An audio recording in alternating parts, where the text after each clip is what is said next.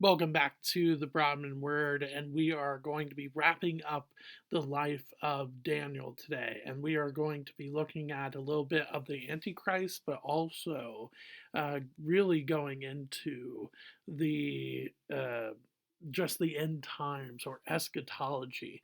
And like with biblical prophecy is again not just telling the future or thinking about future things, but trying to figure out, okay, who is God? What do we learn about him? What do we see from him when it comes to things in the future? The same comes with eschatology. Eschatology is the study of the end times, but not just apocalyptic, which is the study of the end times with a very dramatic twist to it. It's a grammatical form of writing. But eschatology is the study of end times with the idea of, okay, how is God going to resolve everything that has come about, whether good things or bad things? How do we see the grace of God? How do we see the justice of God? That is what real eschatology is all about. Yes, it is very interesting and it's very mysterious. And so a lot of the times eschatology is, who is the Antichrist? Like, who is he exactly? What time will the end actually be? But the problem is, especially as we see from Jesus in passages like Matthew 24, we aren't meant to know. Mark 13 is another one. We aren't meant to know when the exact time of the end is going to be. So, why do we spend time speculating about when that time will actually be instead of looking at, okay, how is God going to bring out justice? How is God going to show mercy and grace to those that follow him? I think that is really the point of eschatology, and we'll see a little bit of that today. So, we are going to wrap up chapter 11 and then look at all of chapter 12. So, turn back to Daniel chapter 11 in verse 36. So I believe that verse 36 through the end of chapter 11 is talking about the Antichrist. I do not believe that is talking about Antiochus the Fourth Epiphanes, mainly because of verse 36. So let's pick up here. Daniel chapter 11, verse 36. And the king shall do as he wills. He shall exalt himself and magnify himself above every god, and shall speak astonishing things against the God of gods. He shall prosper until the indignation is accomplished, for what is decreed shall be done. He shall pay no attention to the gods of his fathers, or to the one beloved by women. He shall not pay attention to any other god, for he shall magnify himself above all. We'll take a pause there. So I think here in verses 36 and 37 show why it's not Antiochus the Fourth. Antiochus the Fourth was a very, very devout worshiper of Zeus. And a lot of people believe that it was a statue of Zeus, which was the abomination of desolation that Antiochus IV brought into Jerusalem in about 167 BC. So that is the idea. So for the passage to go that he believes he shall exalt himself and magnify himself above every god, he shall pay no attention to the gods of his fathers, in those two verses in 36 and 37, that doesn't sound like Antiochus IV. Yes, Antiochus IV believed that he was probably the best human of all time, that he was probably the most powerful human of all time, but he very much worshipped Zeus and had respect for Zeus. And that doesn't come about here. So I believe we're discussing a totally different individual. So therefore, with it not being Antiochus IV, it has to be somebody else. Well, who could that be? it really, I think, points to the Antichrist, for saying uh, just what it is saying in verse 36. He's magnifying himself above every god. He shall speak astonishing things against the God of gods. I believe that is referencing to the one and only true God. Uh, so he's speaking out against him. Well, who is that in the end times? That is the Antichrist. Um, it's not entirely clear at the end of the first part of 37, or to the one beloved by women. It's not entirely clear what that means. There is a theory out there that this is talking about the Antichrist not going to war against the covenant of marriage. He cannot stand the covenant of marriage. And so he goes to war against that covenant of marriage. That is a very interesting theory. It is definitely possible. Could he be referencing to a goddess of fertility? I doubt it. I think this idea of the Antichrist not being married, being very against marriage, I think that makes a lot of sense here. Uh, but that is very unknown what that clause means. But verse 38, he shall honor the God of fortresses instead of these, a God whom his fathers did not know. He shall honor with gold and silver, with precious stones and costly gifts. He shall deal with the strongest fortresses with the help of a foreign God. Those who acknowledge him he shall load with honor. He shall make them rulers over many, and shall divide the land for a price. Um, the idea of fortresses, uh, he shall honor the God of fortresses instead of these. I think it's the idea of him being so focused on war. The God of fortresses could be equal to the God of war here. Um, so my guess is that it is basically describing who the Antichrist is. The Antichrist is not this peaceful person, even though for a time it may seem that he is. But then all of a sudden he will show his true nature, that he is very much bent on war and destruction, and he will go after that. And when it's talking about bringing gifts, and the help of a foreign god, that could be referencing the beast that we see in the book of Revelation, um, and we'll get to that in a second. Uh, but that could be what is going on there. Verse 40. At the time of the end, the king of the south shall attack him, but the king of the north shall rush upon him like a whirlwind, with chariots and horsemen, and with many ships. And he shall come into countries, and shall overflow and pass through. He shall come into the glorious land, and tens of thousands shall fall, but these shall be delivered out of his hand, Edom and Moab, and the main part of the Ammonites. He shall stretch out his hand against the countries, and the land of Egypt shall not escape. He shall become ruler of the treasures of gold and of silver, and all the precious things of Egypt, and the Libyans and the Cushites shall follow in his train. But news from the east and the north shall alarm him, and he shall go out with great fury to destroy and devote many to destruction. And he shall pitch his palatial tents between the sea and the glorious holy mountain, and yet he shall come to his end with none to help him. So, this is really depicting this final battle, a lot believed to be the Battle of Armageddon.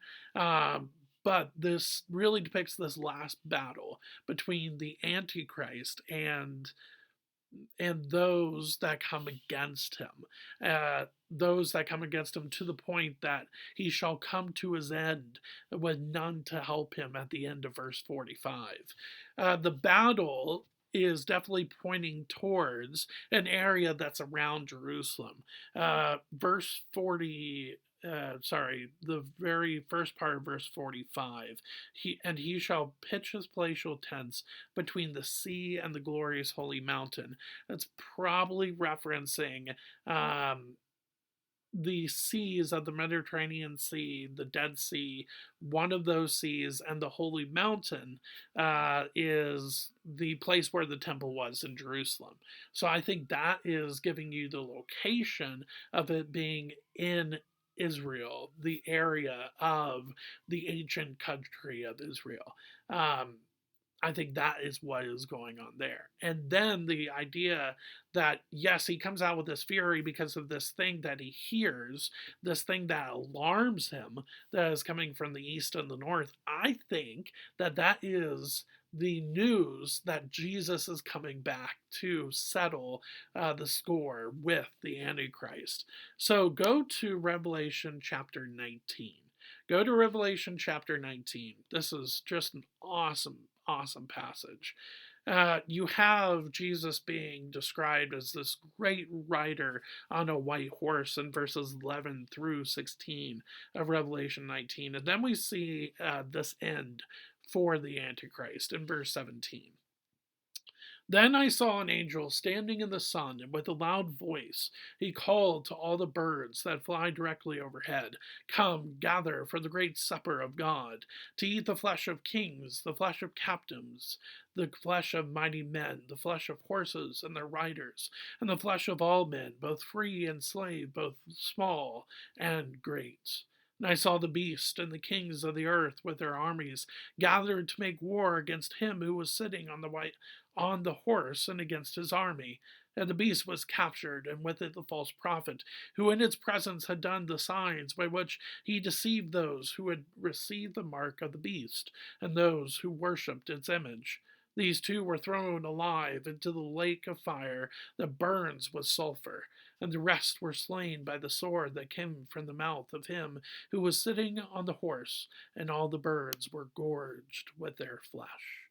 So I think that is really what is being seen in Daniel chapter 11, verses 40 through 44. That final battle between the Antichrist and Jesus. Now, we could get into Revelation chapter 20 later when you're talking about the 1,000 years, and then after the 1,000 years, this final battle between God and Satan, which of course ends in Satan's demise and being thrown into hell as well. But here we're talking about the Antichrist. So when does his time come to a close? I think it is right here in Daniel chapter 11, verses 40 through 44, reflecting Revelation chapter 19. So I think that is what we are seeing here. But then you go to Daniel chapter 12. So turn to Daniel chapter 12. We are going to end the life of Daniel here. Verse 1, Daniel chapter 12. At that time shall arise Michael, the great prince who has charge of your people. And there shall be a time of trouble, such as never has been since there was a nation until that time. But at that time your people shall be delivered, everyone whose name shall be found written in the book. And many of those who sleep in the dust of the earth shall awake, some to eternal life, and some to shame and eternal contempt. And those who are wise shall shine like the brightness of the sky above, and those who turn many to righteousness like the stars forever and ever. But you, Daniel, shut up the words and seal the book until the time of the end. Many shall run to and fro, and knowledge shall increase. So you have Michael show up on the scene, I believe, during that battle of Armageddon in Revelation 19. You have him show up, and he's described as the great prince who has charge of your people. Again, who are we talking to? The your people here is talking about Daniel, the future remnant of Israel. And I think it's Messianic Jews that are being talked about here. Because obviously, with the new covenant, after the with the death of and resurrection of Jesus, the only way we get to heaven is by declaring Jesus as Lord. So, who are we talking about here? Is it Jews in general? I don't think so. I think it's referencing to Messianic Jews. And so, with that being said, though, there is a time of trouble. So, I believe it is talking about that final battle of Armageddon. And then it will be over, it will be done. and um, and then Daniel is told to hide these secrets away. Um, but before we do, I think it is interesting. I don't want to miss this point. At the end of verse 1, everyone whose name shall be found written in the book. What book is that? I think it's the Lamb's Book of Life. It's the greatest example of God's grace and mercy being shown, which again is why I think the your people is being talked about there. Is being talked about Messianic Jews because of the mention of the book. I think it has to be the Lamb's Book of Life that is being mentioned there. But with that being said, though, there is the things that is writing down about this vision. These angels tell him to seal it, put it to rest, and which makes a lot of sense because again, the end the idea of eschatology and the end of time is not supposed to be, okay, when is it going to come about? It's we know it's coming, we know that the final fight and then the victory of the Lord is coming, but instead of just waiting on our hands and knees until that time, which may not come in our lifetime, we should be working for the cause of Christ until that time comes, whether it is during our lifetime or after our lifetime here on earth. So I think that is what is being exhorted to Daniel in verse 4. Then we end up here, verse 5. Then I, Daniel, looked, and behold, two others stood, one on this bank of the stream, and one on that bank of the stream. And somebody said to the man clothed in linen, who was above the waters of the stream, how long shall it be until the end of these wonders? The stream, again, that could be the Tigris River that we mentioned at the beginning of chapter 11, is the location of this. Verse 7. And I heard the man clothed in linen, who was above the waters of the stream. He raised his right hand and his left hand toward heaven, and swore by him who lives forever, that would be for a time, times, and half a time, and that when the shattering of the power of the holy people comes to an end, all these things would be done. I heard, but I did not understand. Then I said, O my Lord, what shall be the result of these things? He said, Go your way, Daniel, for the words are shut up and sealed until the time of the end. Many shall purify themselves, make themselves white, and be refined, but the wicked shall act wickedly. And none of the wicked shall understand, but those who are wise shall understand. And from the time that the regular burnt offering is taken away, and the abomination that makes desolate is set up, there shall be 1,290 days. Blessed is he who waits and arrives at the 1,335 days.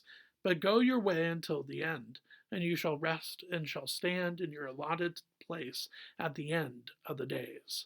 A lot here, right? A lot here to unpack. The idea here is that there will be a time, at times and a half a time, where there will be trouble, there will be war, but then at the end of that time, however long it may be, it is going to be done. The Lord will be the victor. And of course, Daniel inquires, okay, when will these things be? How will it come about? And there is a time uh, where that those things will happen. Verse 10, I really, really do love. Many shall purify themselves and make themselves white and be refined. But the wicked shall act wickedly, and none of the wicked shall understand, but those who are wise shall understand. What is this referencing to? I think it's referencing to the coming of Christ and then the time period after his ascension, where you and I get the opportunity to believe in him. And as we do so, we become white and refined. That doesn't mean that we're perfect. That will happen later with the glorification of our bodies in heaven for all of eternity in the presence of Jesus. But now we are being purified by his blood, and we are being sanctified as we are trying to live for him as we go about daily life. I think that is what it's being referenced to. Whereas those that don't believe Jesus, those that refuse to believe Jesus, they will continue to act wickedly. But not only just act wickedly, but they won't even understand what they're doing. And I think that is the thing that is being talked about there. So, when it comes to the mention of the days, though, that is very, very unclear what that is really getting at. So, here, I think it is wise to say that we just don't know. At the end of the day, we just don't know what this might actually mean. And that is okay with eschatology. That is okay. We're not meant to know everything that is to come because we are not the Lord. But again, that's okay because the end of the story is that those who believe in Jesus will have and experience victory because of Jesus, and we can rest in the time of the end. And at the end of the book, and you shall rest and shall stand in your allotted place at the end of the days. What does that mean? That we get to spend eternity in the presence of Christ, get to really soak in just the rewards of following Jesus and get to do that in his presence in a place called heaven for all eternity. And what a beautiful thing to see as we strive to be faithful, just as Daniel was. And hopefully, with all of that, even though a lot of those visions and dreams were very confusing at times, I hope you have enjoyed this walkthrough of the life of Daniel. So thanks for spending some time here with me today as we end the life of Daniel. Thanks.